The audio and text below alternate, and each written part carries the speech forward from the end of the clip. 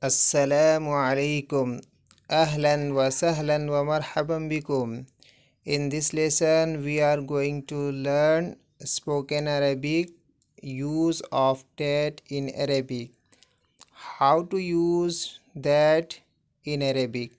Let's start. Zalika qitar. Zalika qitar. That is a train.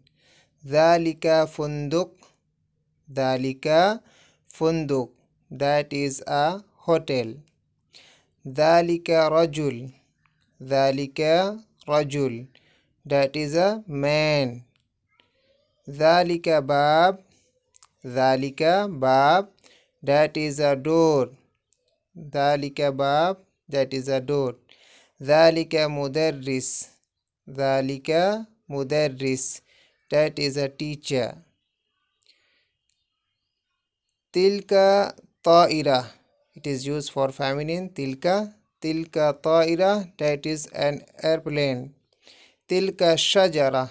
Tilka shajara. That is a tree. Tilka imra. Tilka imra. That is a woman. Tilka nafida. Tilka nafida. That is a window.